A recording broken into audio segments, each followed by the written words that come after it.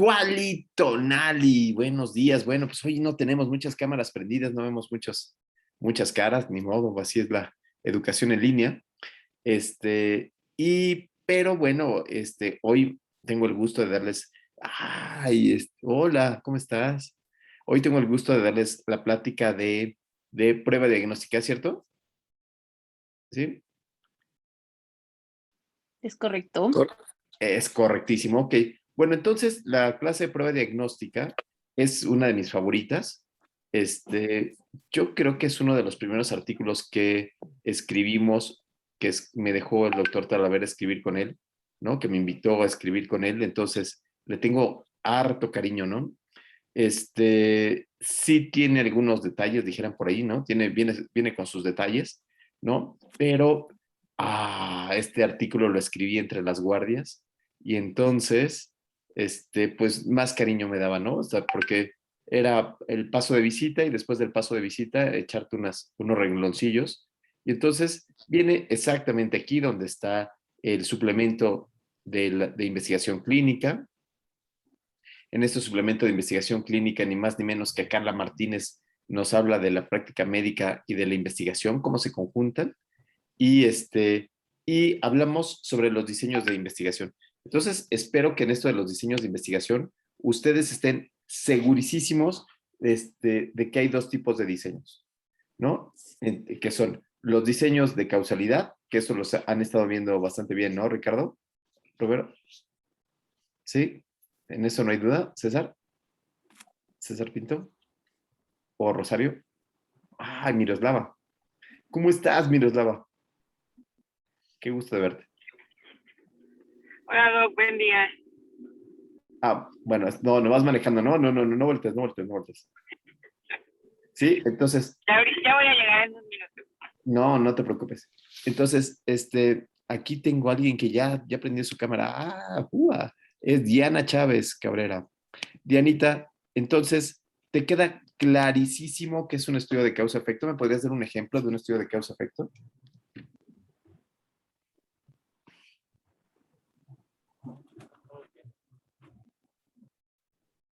No te escuchas. Puede ser el buscar. Ay, ¿ya me escuchan? Ya te escuchamos. Puede ser el probar un medicamento, o sea, establecer el efecto que va a tener un medicamento sobre un grupo de pacientes. Excelente, exactamente, Diana. Entonces, cuando estoy haciendo un ensayo clínico que veo si un medicamento le va a causar mejoría al paciente, es decir, tiene dolor y le va a causar algo, eso le llamamos estudios de causalidad. Pero cuando yo estoy buscando si una prueba diagnóstica es mejor que un estándar de oro, a eso se le llama estudio de proceso. Una de las principales dificultades que yo he visto en las clases es que muchas ocasiones se confunde un estudio de proceso con un estudio de causalidad. Voy a poner un ejemplo. Si yo quiero comparar una placa de rayos X contra un ultrasonido cardíaco, un ecocardiograma, para encontrar cardiopatía congénita, ¿qué tipo de estudio es? Para diagnosticar cardiopatía congénita, ¿qué tipo de estudio es? ¿Causa, efecto o proceso? Sandra. Proceso. Proceso. Muy bien. Si tengo un estudio para tomografía para detectar cáncer de mama, ¿qué tipo de estudio es? ¿De causalidad o de proceso? Tucu. De proceso, ¿no? ¿De proceso, Miroslava? ¿Eso querría decir que a todas las mujeres les tomaría biopsia? ¿Que sería el estándar de oro? ¿José Nazario? Está buenísimo esa va a salir. Te voy a silenciar. ¿No? Creo que ya se nos metió no sé si José Nazario es alumno o es hacker. ¿Sí? Entonces, los estudios de prueba diagnóstica son aquellos que comparan un innovador que sería el ultrasonido de carótida, por ejemplo, contra un estándar de oro que sería la arteriografía de carótida. Si no tengo estándar de oro y voy a seguir a las pacientes en el tiempo, entonces ahí lo que digo es que es un estudio de causa-efecto. Entonces ahí lo que digo es, si la mastografía puede disminuir la mortalidad en las mujeres. ¿Se entiende esto, Dani? Entonces sí sería de proceso, ¿no? Porque el estándar de oro es el estudio histopatológico, bueno, la biopsia en este caso, Ajá. y con la mastografía veríamos o haríamos tamizaje para diagnósticos tempranos, Sí, comparado con el estándar de oro, ¿no? sí, pero fíjate tú que en los estudios de proceso, tanto el procedimiento nuevo como el estándar de oro se hacen al mismo tiempo. Es Entonces, no decir, sé. es decir, entonces, una mastografía no le haces el estándar de oro, ¿cierto? No, De ninguna no. manera. Tamizaje. Exactamente. Entonces, como es de tamizaje, según esto, lo que nosotros decimos es que si nosotros a esta mastografía, voy a ponerla aquí, lo que yo digo es, hacerle la mastografía me va a ayudar a detectar la enfermedad, ¿sí? ¿Qué es lo que Ajá, hace? me da una sospecha diagnóstica. Me ayuda a detectar la enfermedad o hacer una sospecha diagnóstica que debe ser confirmada y por lo tanto el desenlace de esta mastografía es seguir varias en el tiempo y disminuir y incrementar la supervivencia. ¿Sí? ¿Cuál Sí. es el objetivo? El objetivo es un resultado que es vivo o muerto. Entonces a estas señoras no le hago la mastografía, pero se asignan a dos grupos. Las mastografías, digamos que así, positivas y las mastografías negativas. ¿Sí?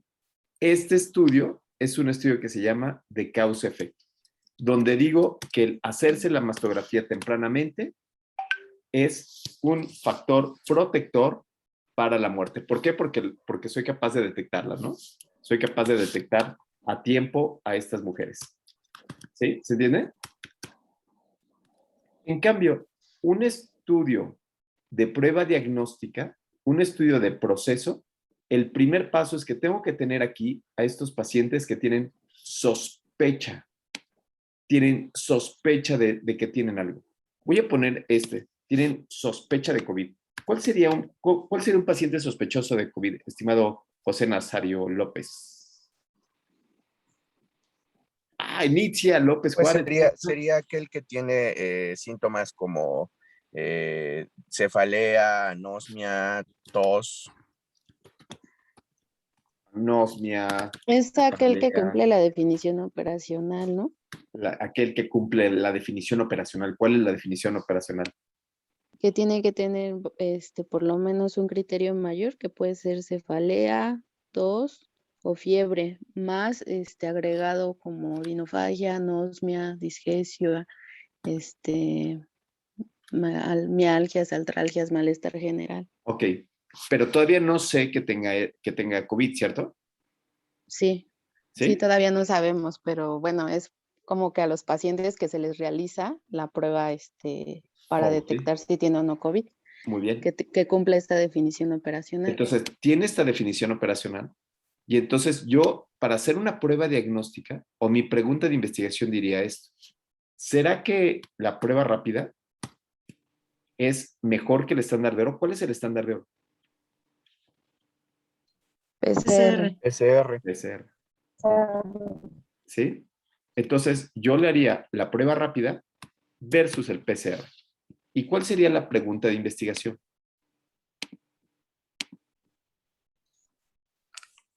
Nietzsche.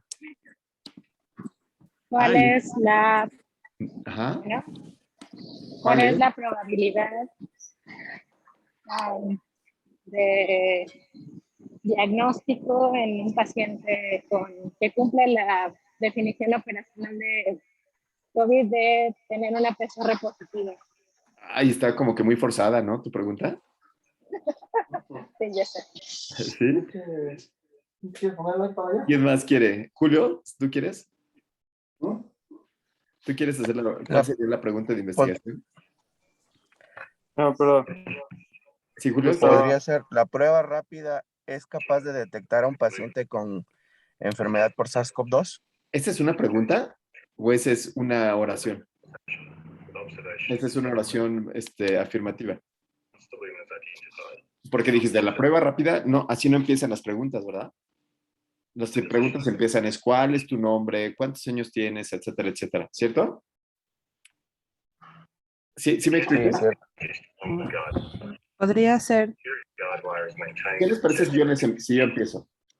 ¿cuál Por es la ejemplo, efectividad de la prueba rápida contra la PCR en detección de pacientes con COVID? efectividad es una palabra que se utiliza para ensayos clínicos. Entonces, Podría ser, ¿Cuál es el ¿cuál es alcance la mejor? diagnóstico? ok, ¿cuál es el alcance diagnóstico? ¿Y qué es eso del alcance diagnóstico?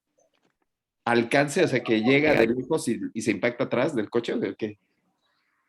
¿Qué es esa O palabra? puede ser qué cantidad de pacientes con prueba positiva o más bien con prueba negativa tienen PCR positiva. La respuesta correcta es ¿cuál es el desempeño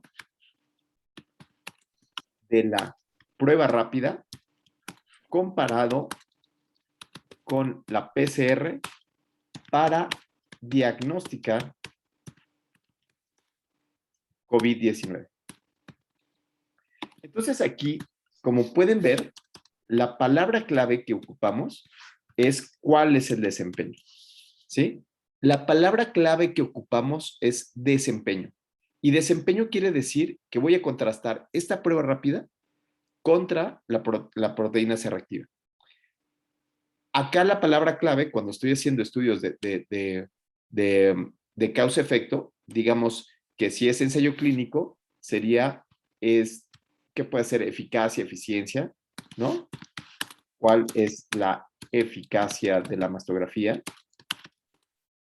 Porque voy a hacer un ensayo clínico, donde a unas les hago mastografía y a otras no. O si es un factor de riesgo, la pregunta sería, ¿cuál es el factor de riesgo? ¿Sí? ¿Sí ven la diferencia? En esta es, ¿cuál es el factor de riesgo? Y en esta de aquí abajo, la pregunta es, ¿cuál es el desempeño de la prueba rápida? ¿Ok? ¿Sí? En esta nos interesa saber qué va a pasar después y en esta nos interesa saber cuál es la comparación entre una y otra. Y en este caso, cuando estoy hablando de pruebas diagnósticas, la salida siempre es la sensibilidad. No es la prevalencia de la enfermedad, no es la incidencia de la enfermedad, no es la supervivencia, sino que la salida siempre es sensibilidad y especificidad. ¿Sí quedó claro? Sí. Entonces, aquí lo que vimos es la diferencia la gran diferencia que existe entre los estudios de causalidad y los estudios de proceso. En esos estudios de proceso, en los de causalidad habíamos dicho que, híjole, podría haber de chile, de mole y de manteca, ¿no? Podrían ser prolectivos, podrían ser retrolectivos, podrían ser retroprolectivos. Pero los estudios de proceso, ¿qué tipo de estudios son? Miros. Itzel. Transversales. Transversales. ¿Quién dijo transversales? Bravo. Nitzia. Sí, transversal. Los estudios de prueba diagnóstica siempre son transversales, porque le tengo que tomar al mismo tiempo. ¿Están viendo mi pantalla, verdad? Sí. ¿Sí? ¿Sí están viendo mi pantalla donde estoy escribiendo? Sí. Gracias. Porque yo escribiendo, según yo, bien contento. Ahí está. Están viendo la pantalla del artículo, ¿verdad? ¿Nietzsche? Sí, doctor, sí se ve. Perfecto. Sí, se ve.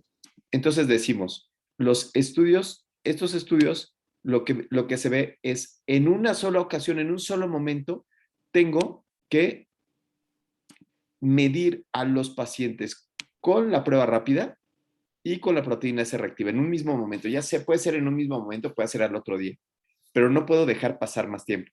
¿Ok? ¿Sí? Muy bien. Ejemplos de estudios de prueba diagnóstica. Estimada Rosario. Si no está Rosario, Xochitl. Hola, Sí, ajá. venga. Hola, buen día. Eh, el, el ejemplo de estudios de proceso, Un estudio de proceso, venga. Que sea parecido a lo que tú vas a hacer. pues sería comparar, por ejemplo, Primero tienes que empezar con el estado basal. sí, por Pacientes ejemplo, con yo sospechas que... estudiaría Ajá. si un paciente con que le encuentro cáncer gástrico temprano por endoscopía, pues lo Ya, comparo con la biopsia. no, entonces la prueba de entrada, acuérdate ahí, es sospecho que tiene cáncer. ¿Sí? Ajá. Entonces, ¿cuál es la sospecha cuáles son los datos clínicos de sospecha de cáncer? Pues son pérdida de peso, hemorragia digestiva más pérdida de peso. Entonces, tiene dos diagnósticos: pérdida de peso. Uh-huh. Lesiones en endoscopía sospechosas. ¿Ya le hiciste endoscopía? ¿Mande? Pérdida de peso. Ajá. ¿Y qué otra cosa? Clínico. Antes de que le metas tubos a la pobre paciente. Ajá. ¿Qué otra cosa? Pues dolor en la panza. Síntomas gastrointestinales, ¿no? Que no mejoren con tratamiento. Dolor, ¿saben cómo se dice panza en náhuatl? No. Que por clínica te dé algún dato, por ejemplo, se palpe una masa o algo. Dolor en el nenepil. Hemorragia digestiva. Datos ¿no? de hemorragia digestiva. Evacuaciones con sangre, ¿no? Sí. Que se palpe alguna masa. Masa, le palpas una masa, Marlene. Y después Marlencita, ¿cuál sería el estándar de oro? Lo meto a endoscopía. Le voy a hacer una endoscopía. ¿Y una cuál biopsia. sería la endoscopía en ese momento? ¿Cuál sería el estándar de oro? Una biopsia, para después hacerle un estudio histopatológico, y eso sería como mi maniobra para Ese poder sería el obtener un estándar de oro. desenlace. Ese sería el estándar de oro. La biopsia con Estudio anatomo-histopatológico, ¿no? Con histopatología. ¿Y cuál sería lo innovador? Pues algo no invasivo. Que quiero buscar. ¿Cuál, Nincha? Algo no invasivo, pero no sé cuál. ¿O qué te parece ahí mismo no sé cuál. que le tomemos fotos a las lesiones? ¿No? Entras con la cámara, le tomas fotos a las lesiones, y si encuentras una lesión que te esté haciendo allí, ¿no? Entonces, le vas a poner una escala de la característica de Nizia, score de Nizia, para evaluar cosas. Entonces, bueno, si tiene bordes irregulares, ¿no? Entonces, aquí va a ser la escala de Nizia.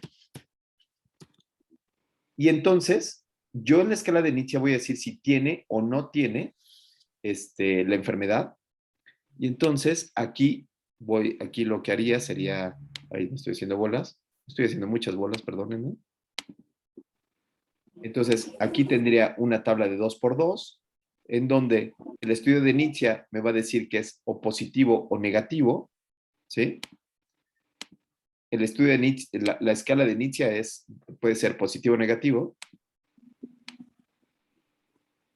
Y lo comparo contra el estándar de oro, que en este caso sería la biopsia histopatológica. Acá.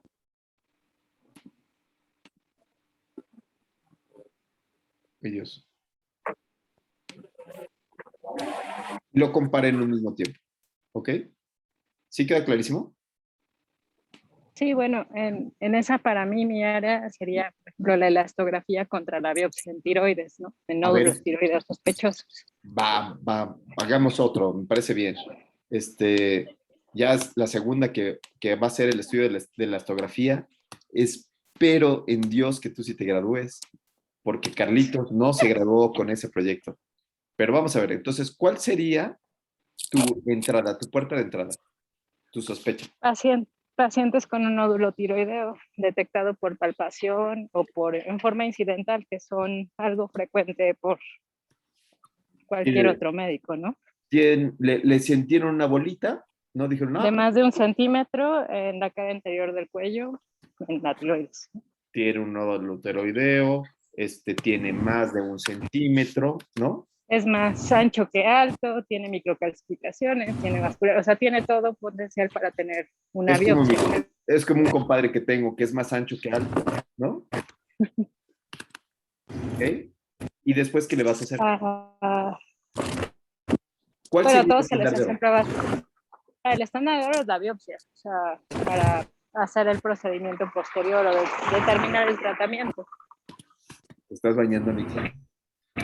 No. Perdones, tengo problemas de conexión. No, no te preocupes. Es que sí nos ha tocado. Entonces, el estándar es la biopsia y y la prueba novedosa, el procedimiento que voy a hacer va a ser la elastografía. ¿Sí? Ajá. Y las dos se los hago relativamente en el mismo tiempo, ¿no? Digamos que en la misma. Sí, de hecho, sí se debería de hacer casi que, sí, en el mismo, si se puede, en el mismo momento sería bueno.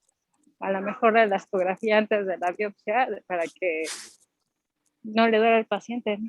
Ya. Ok, perfecto. Entonces, aquí está. La biopsia con histopatología es lo que va en la parte de arriba. Buenísimo, buenísimo. Entonces, ya vieron las diferencias entre un estudio de causa-efecto y un estudio de proceso. Muy bien. Entonces, los estudios de proceso son como encuestas, es decir, son observacionales, son transversales.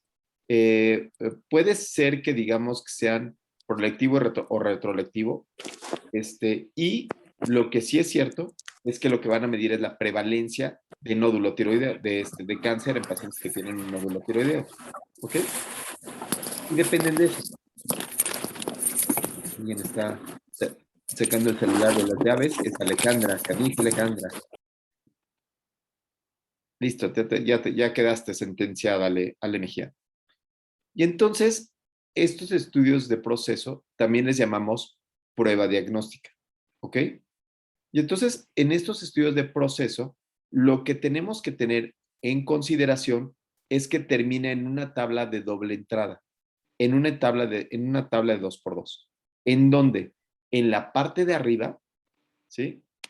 En donde en las columnas siempre va el estándar de oro. Y si ahí va el estándar de oro, entonces esta primera columna que es positivos con positivos, aquí lo que nos va a dar es prácticamente la prevalencia de la enfermedad.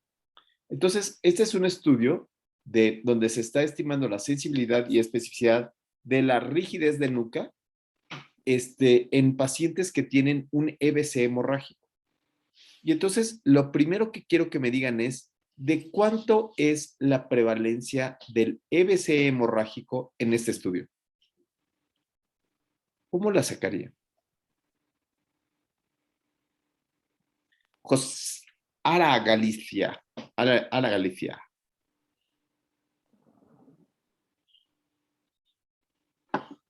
Osman. Fernando Zavala, venga. Tú puedes. Mel. Pues serían todas las pruebas positivas de acuerdo al estándar de oro. A ver, pero ¿cuál sería entonces? ¿Qué números serían para sacar la prevalencia? ¿Cuál sería? Sería 13 más 9. 13 más 9. Ajá, ok, 13 más 9, 22. No, eso lo único que te daría es el total de pacientes que salieron con hemorragia intraventricular, pero eso no es la prevalencia. 13 más 9, que es 22, ¿no? Entonces, eso no te da la prevalencia. ¿Qué es eso de la prevalencia? ¿Se acuerdan? Sería A más B más C. Eso te da un D. A ver otra vez. La prevalencia la podría tener en A más B. Ajá. Porque esos son el número de casos positivos tanto para EBC como positivos para... Ah, no, ya vi el signo de menos. Espera. Ajá. Podría ser como el total de positivos entre entre el total de negativos. Total. Sería el total de positivos entre el total de la población, ¿no? Buenísimo. Entonces sería, aquí lo que tengo son 22 pacientes que tuvieron hemorragia subaracnoidea. Es decir, es igual a A más C. ¿Sí? Porque en las columnas está el estándar de oro. Habíamos dicho que para la elastografía y para todos los demás rollos, aquí estaba la biopsia. Ya sabemos, aquí está la verdad en la parte de arriba, en el estándar de oro. ¿Ok? Entonces, la prevalencia sería el total, que en este caso serían 22, entre el total de las observaciones. Y entonces, ¿cómo sacaría el total de las observaciones? ¿Cómo me da este 197? Toda la población que observaste, o sea, Pues todas todo, las ¿no? columnas. Ajá. Entonces sería más C D, más D. más C, más D. ¿Ok? ¿Sí? Eso me daría la prevalencia. ¿Y de cuánto fue la prevalencia aquí en este caso? Del 11%. 8%. 11. 11%, ¿no? Entonces, ¿la prevalencia es alta o es baja? Muy alta. 11% es muy alta. De pacientes que llegan con EBC y sospecho. Pues lo tendrías que comparar con otros estudios, ¿no? Ok, muy bien. Entonces, ese es el primer punto, esa es la prevalencia. Segundo punto es decir, ¿cómo puedo calcular la sensibilidad? Primero, ¿qué es la sensibilidad? Y después, ¿cómo la puedo calcular? ¿Qué es la sensibilidad? Miros, ¿has oído hablar de la Es la sensibilidad? cantidad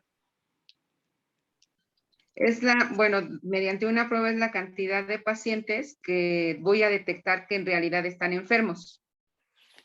¿Es la cantidad de pacientes o es el número de pacientes que son positivos a la prueba que estoy estudiando? En este caso, la prueba que estoy estudiando es rigidez de nuca, ¿cierto? La rigidez de nuca salieron de los 197 pacientes que tengo aquí incluidos, la rigidez de nuca salieron 13 positivos y 185 negativos, ¿sí?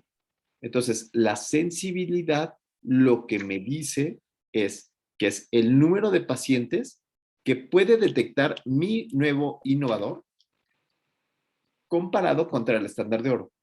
¿Y de cuánto sería, cuál sería la fórmula de la sensibilidad?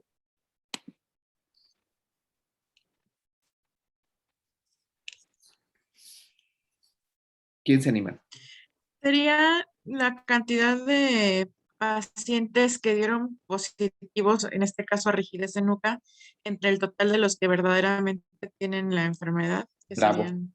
bravo, muy bien. Entonces ahora ponle, vamos a hacerlo en álgebra. A, B, C y D. ¿Cómo lo harías? A más eso va abajo y A arriba, ¿no? A sería mi valor importante aquí. A sería lo que yo tengo, el valor más importante que voy a hacer referencia aquí. Ouch. No funcionó. No funcionó este simbolito. Yo creo que a ver si funciona este otro. Este es el más importante para la sensibilidad. Uy. ¿Sí? Este es el valor más importante para la sensibilidad. Y entonces, sensibilidad sería igual a A entre el total de pacientes que fueron positivos. Es decir, sensibilidad, lo que mide es esta columna, que sería A entre A más C. ¿Ok? ¿Sí? ¿Y qué me dice? ¿De qué me sirve a mí la sensibilidad? Muchas gracias, doctor. Leti López, ¿de qué sirve la sensibilidad? Me he considerado para Cari en algún momento, supongo. Perdón, doctor, por no escuchar. Ok, ¿para qué me Gracias. sirve la sensibilidad? Nitzia. Para detectar verdaderos positivos. Para detectar verdaderos positivos. Bueno, los positivos. Para detectar los positivos, ay, qué chafa definición. Bueno.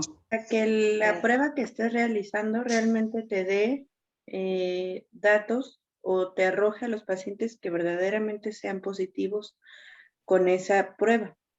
Para conocer qué tan buena es la prueba de rigidez de nuca. Para conocer qué tan buena es la prueba que estoy estudiando. Qué tan buena es para detectar a los positivos. ¿Ok? Para detectar qué tan buena es la prueba para detectar a los que tienen la enfermedad, a los que tienen el diagnóstico. Y en este caso, ¿qué tan buena es la prueba? ¿Cuánto sería 13 entre 22? ¿Qué tan buena es para detectar a los que sí tienen la prueba?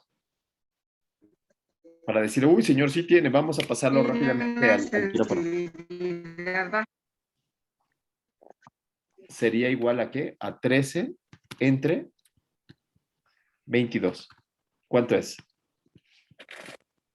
59, ¿no? Punto 59. 59%. ¿Qué les parece 59%? ¿Cuánto sería la sensibilidad de hacer diagnóstico con una moneda? Nora. 50%.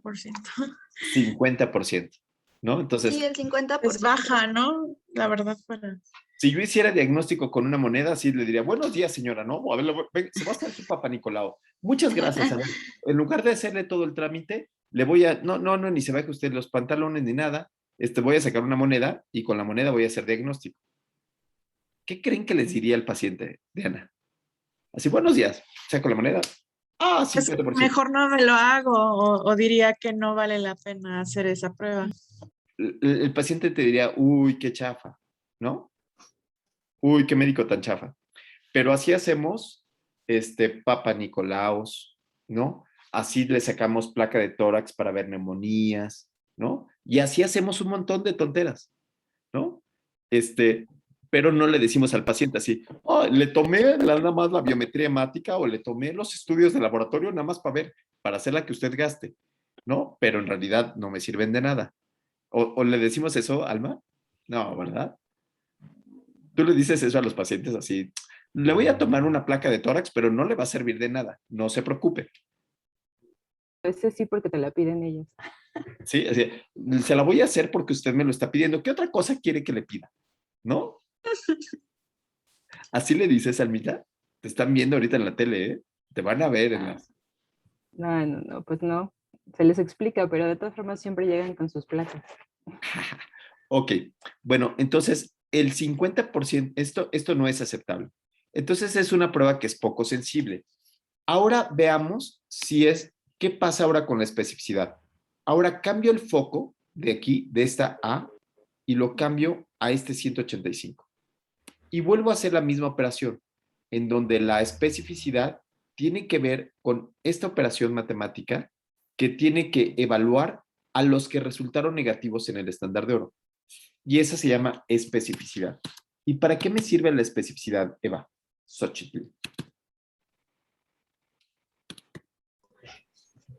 Pues para ver si la prueba que es el estándar de oro sigue siendo específica para diagnosticar, en este caso, rigidez de nuca. Say what? No tenés nada que decir. Para evaluar que el estándar de oro es bueno, pues es el estándar de oro, ese no puede fallar. Ese no tiene falla. Está por encima de la prueba innovadora. Claro, siempre. La biopsia va a estar encima de la elastografía y la biopsia va a estar encima de cualquier prueba. La biopsia es el estándar de oro, no hay mejor que él. ¿Sí? Solamente puedo compararme con él. ¿Para qué me sirve, Nora, entonces Sí, alguien levantó la manita aquí en la cámara. No te veo, pero sí, adelante. Pues es para detectar los casos negativos, o sea, negativos, ¿no? O sea, que no... María. No, es más bien para realmente para decir que los que realmente tienen la enfermedad, o sea, sean realmente, o sea, a quien se les haga realmente sea los que tienen la enfermedad, o como se dice. Ay, qué complicación. Marlencita, por favor, ayúdanos. Me detecta los sanos. Lo que yo entiendo es que te detecta a las personas que realmente te las detecta como negativas, cuando en realidad sí están positivas con respecto a esa prueba. O sea, ¿está equivocada en la especificidad? Ah, no O era sea, al revés. detecta, a ver, vamos a pensar en urgencias, ¿no? Está llegando este paciente a urgencias y entonces tiene cara así de, las sospechas que tiene un EBC. Yo tendría que decir si el EBC es hemorrágico o es isquémico, ¿cierto? Hay una diferencia entre un EBC hemorrágico y isquémico. Aquí tengo a alguien que levantó la mano, qué bueno que levantaste la mano, pero no tienes nombre. Dice E, tú le pusiste nada más E para Soy Edmundo, doc. Edmundo, gracias, venga Edmundo. Es la capacidad de una prueba para excluir a aquellos pacientes que no tienen la enfermedad. Vamos a poner el escenario. Llega al servicio de urgencias un paciente que sospechas que tiene EBC. Le haces una prueba que se llama la de rigidez de nuca. Si tiene rigidez de nuca, ¿qué dices? Tiene EBC. ¿Que tiene EBC? Pues, así es, estamos evaluando eso. Tiene irritación meningia, ¿no? Que tiene Ajá, la sospecha. Que tiene irritación meningia. ¿Con qué sensibilidad tendría ese cuate irritación meningia? Pues para EBC ahí dice 59%. 59%. No me ayudaría. ¿No? No me ayudaría porque es como un volado. Entonces digo, puta, puede ser que tenga hemorragia.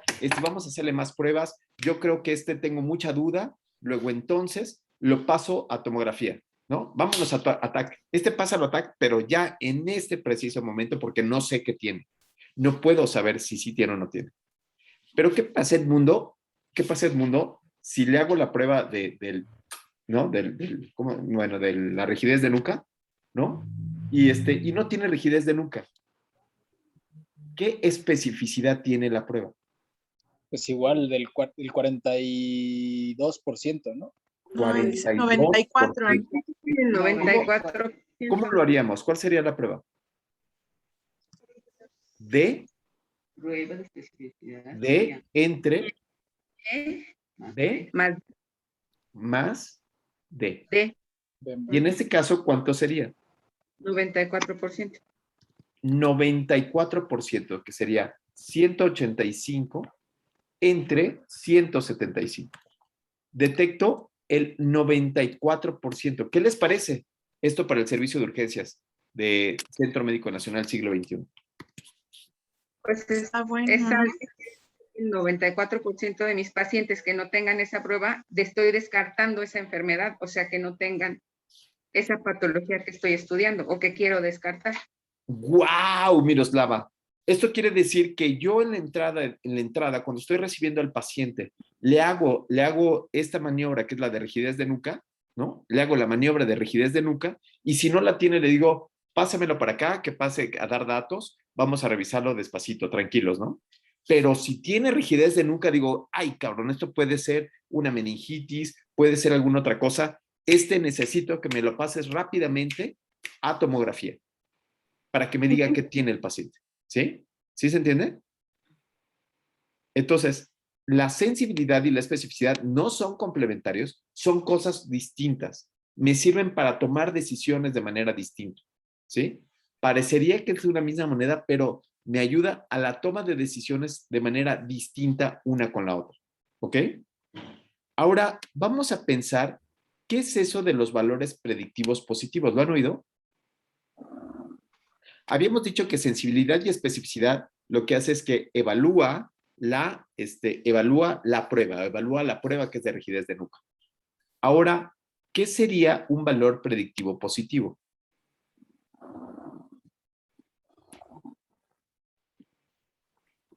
Luis. La probabilidad de tener la enfermedad en la población de los estudiantes aumenta. Exacto. Lo que estoy haciendo ahora, los valores predictivos positivos, lo que me hacen es que me dan la probabilidad de que mi paciente, Luis, ¿no? La probabilidad de que mi paciente tenga rigidez de nuca, si tiene la prueba positiva. ¿Sí? Entonces, sensibilidad y especificidad me dice para decir qué hacer, si lo hago o no lo hago. ¿Ok? Pero valores predictivos positivos es lo que le voy a decir yo a mi paciente si le sale positiva la prueba. ¿Ok? Digamos que son 2 momentos de la consulta. En el momento que yo tengo la sospecha y le digo, señora, tómese una biometría hemática o tómese una placa de tórax o tómese una resonancia para ver qué sale. Eso lo hago con base a la sensibilidad y a la especificidad. Pero cuando ya regresó la persona y me trae el resultado del laboratorio, ahí le digo cuál es la probabilidad de que tengan la enfermedad. Y vamos a ver cómo sacarían ustedes el valor predictivo positivo. ¿Cómo pensarían que podríamos sacar el valor predictivo positivo? Entonces, ya no es esta flechita, ya no es hacia abajo, ¿verdad? Ahora, como estoy del lado del paciente, ahora tengo que evaluar cómo le va a ir a mi paciente si la prueba le sale positiva. ¿Ok? Entonces, ¿cuál sería la fórmula del valor predictivo positivo? Luis. Fernando. Fernando Zavala. Los que tuvieron prueba positiva. Ajá. Luis. O sea, los positivos en la rigidez y en el estándar contra todos los positivos en la prueba. Contra, a ver. ¿Qué te pareció, Nietzsche? Él dice, los positivos que son estos 13 contra todos los que salieron positivos de la prueba. ¿Qué opinas? Sí, ¿no? Es A entre No. A más B. No. Bueno, sí, pero él lo que dijo es los positivos de la rigidez de Luca entre todos los positivos de la prueba. No, porque... no, bueno, de la maniobra evaluada. Es el número de positivos que fueron positivos con respecto al estándar de oro, que en este caso sería A, entre el total de pacientes, entre A más B. ¿Ok? En este caso, ¿de cuánto salió? Alguien te está molestando, Licha, ¿oíste?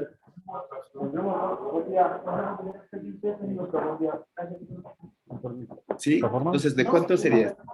A entre A más B. La de salida, ¿ah?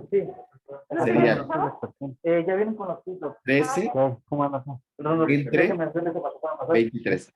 Hay alguien que está jugando chueco. ¿Quién es? Ah, es José Luis Canijo. Muy bien. A entre A más B. ¿Cuánto es esto? ¿Cuánto le salió?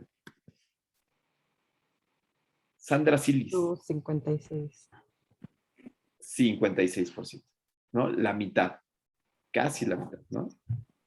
¿Qué dirían? Si le sale positivo, ¿le dirías que tiene BC al paciente? Que tiene una posibilidad. Probabilidad, muy bien, sí. Una probabilidad real de Sí. que pudiera tener esa enfermedad al utilizar esa maniobra o esa prueba. ¿De cuánto? De un volado. Entonces. Ajá, pero en es este mayor caso, al 50. Ay, es mayor al 50, pero pues con una moneda, igual y si la avientas varias veces, lo compruebas 2 veces, igual y te funciona mejor, ¿no? Bueno, puede haber otra prueba que tenga un valor predictivo positivo mejor. Exacto. Para si le sale positiva la prueba, tú no te comprometes a decirle nada a este paciente. ¿Me explico? Si sale positivo, le dices, no sé, necesito tomar una tomografía. No tengo ni idea que tenga su paciente. Puede ser meningitis, puede ser alguna otra cosa, pero yo no puedo meter las manos porque el 56% es muy bajo. Pero ¿qué tal si el paciente no tiene la prueba? ¿Sí? No tiene la prueba y entonces le voy a sacar los valores predictivos negativos. Ahora, ¿cuál sería la fórmula del valor predictivo negativo?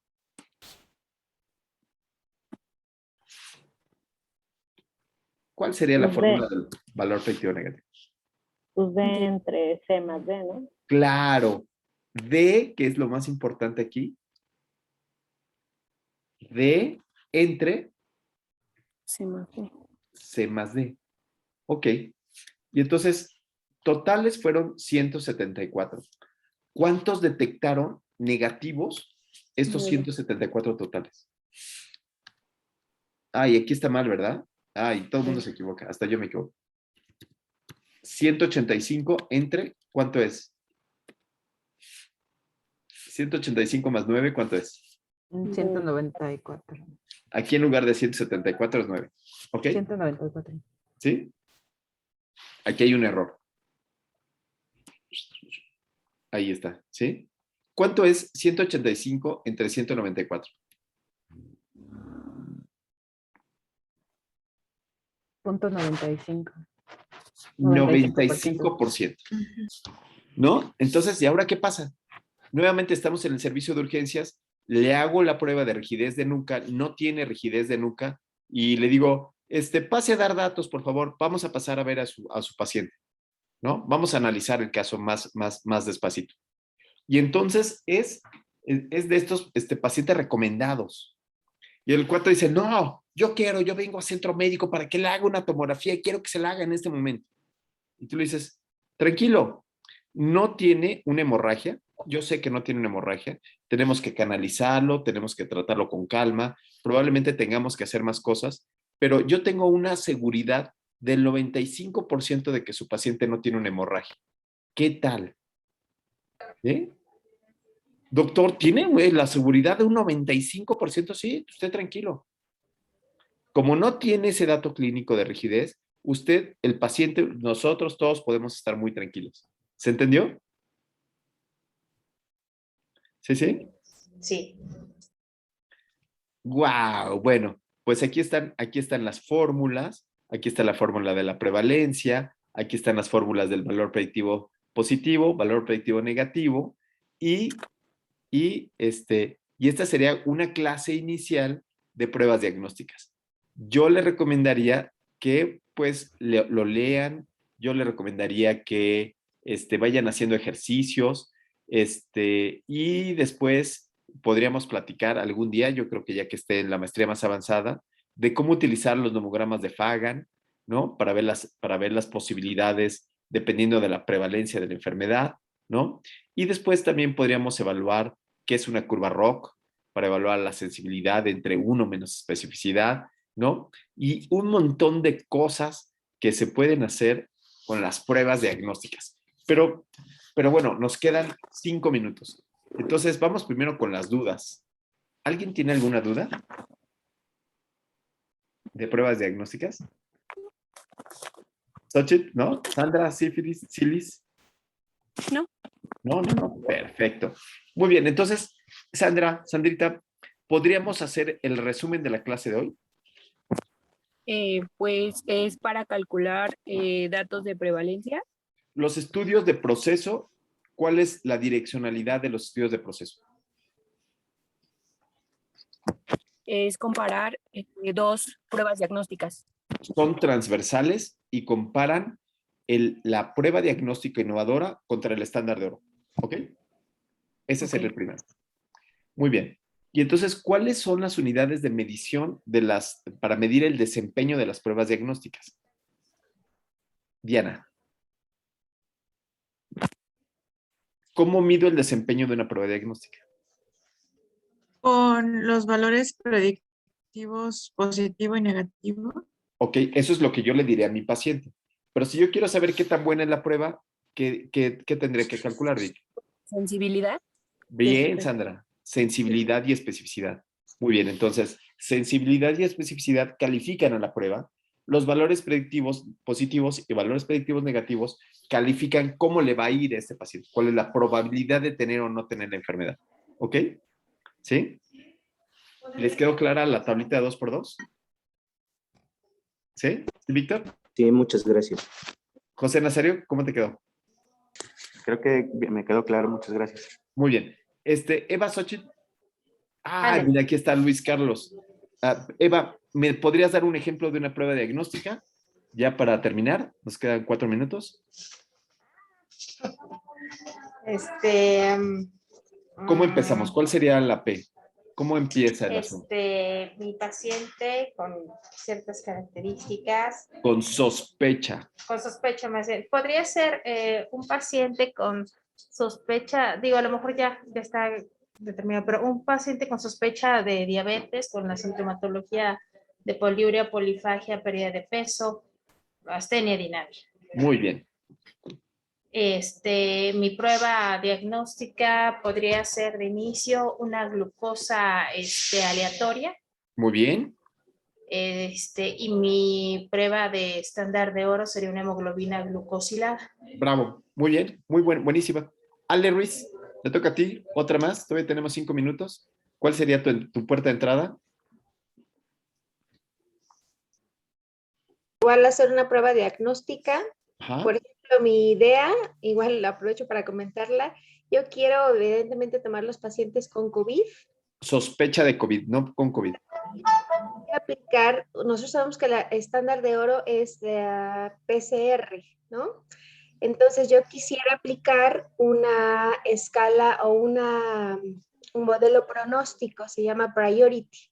Entonces tiene ciertos criterios y con eso compararlo con la PCR y determinar los pacientes que tienen COVID. No sé si pueda aplicarse. ¿Qué no Priority lo utilizan para ver quién se va a complicar y no? Más o menos sí también, pero digamos que utilizan como la correlación entre los criterios, digo, porque todos son criterios clínicos y los hallazgos tomográficos. Entonces, aplicarlo a la población, sobre todo, pues la que vemos nosotros aquí en segundo nivel. O sea, en lugar de tomarle una prueba rápida, le tomarías una tomografía. Ajá, y ver los criterios clínicos. Suena más caro, pero está bueno. Sí, suena poco útil, pero está bueno.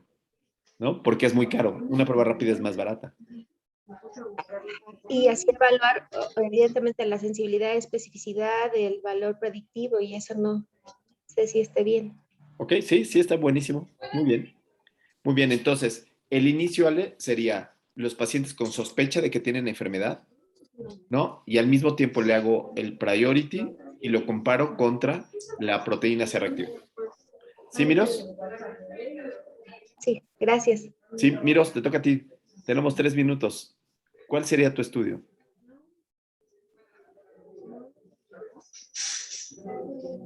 Ay, perdimos a Miros. Dianita, ¿cuál sería tu estudio? ¿O Víctor?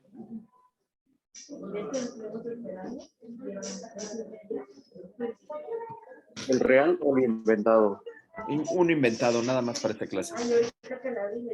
Es, por ejemplo, comparar la sospecha de apendicitis, dolor en fosa ilíaca derecha.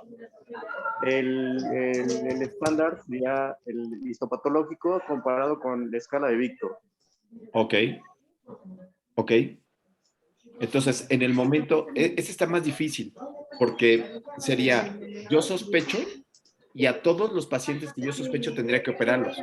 ¿Me explico?